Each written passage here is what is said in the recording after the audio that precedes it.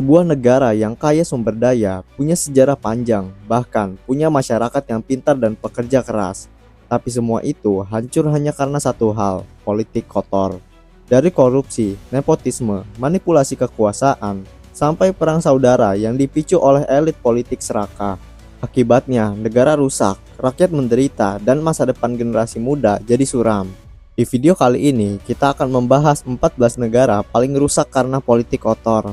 Daftar ini akan kita bikin sadar betapa berbahayanya kalau politik hanya jadi alat kepentingan kelompok tertentu, bukan untuk kesejahteraan rakyat. Venezuela, negara kaya minyak yang jadi miskin. Venezuela dulunya negara terkaya di Amerika Latin berkat cadangan minyak terbesar di dunia. Tapi karena politik kotor yang penuh korupsi, salah urus, dan otoritarianisme, ekonomi mereka hancur. Inflasi pernah mencapai jutaan persen, uang kertas jadi tidak berharga, dan jutaan rakyat terpaksa meninggalkan negaranya. Inilah contoh nyata bagaimana kekayaan alam tidak ada artinya jika politiknya busuk. Zimbabwe hancur karena kekuasaan yang tak mau lepas. Zimbabwe pernah jadi salah satu negara paling menjanjikan di Afrika, tapi rezim Robert Mugabe yang berkuasa puluhan tahun penuh dengan manipulasi politik dan pemilu curang. Korupsi merajalela, tanah dan aset negara dikuasai elit politik. Akibatnya, ekonomi runtuh, inflasi gila-gilaan, dan rakyat jatuh miskin. Lebanon, negeri cantik yang terperangkap politik sektarian. Lebanon dikenal sebagai Swissnya Timur Tengah karena keindahan dan sistem perbankan yang kuat.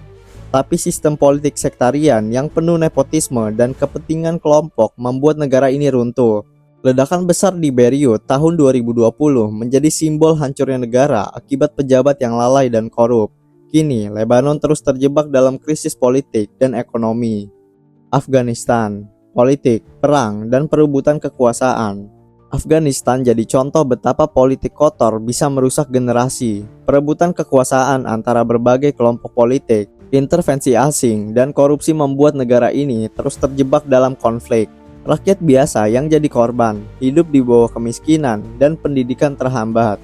Semua karena elit politik lebih sibuk berebut kursi daripada membangun negeri.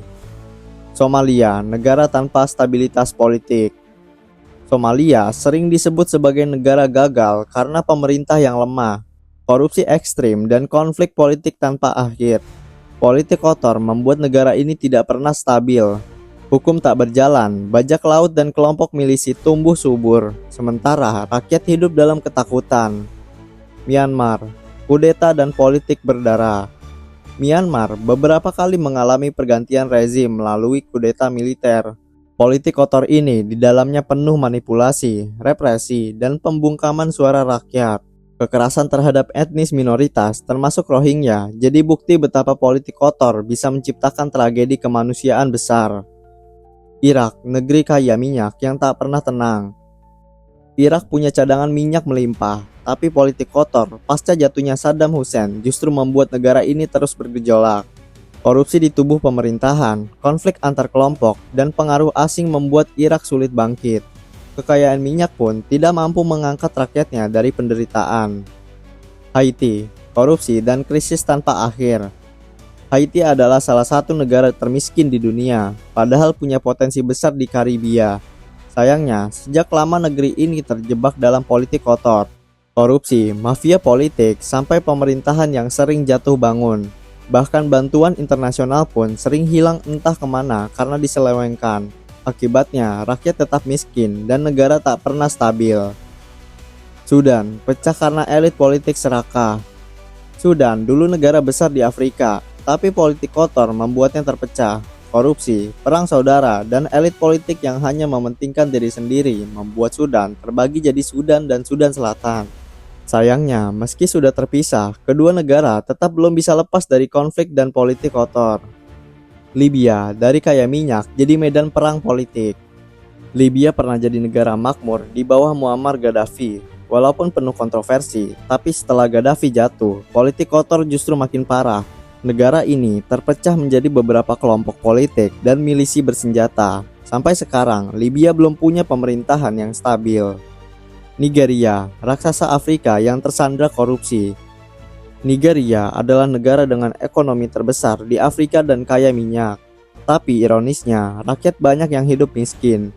Penyebabnya politik kotor yang penuh korupsi. Dana hasil minyak sering masuk ke kantong elit politik, bukan ke pembangunan rakyat.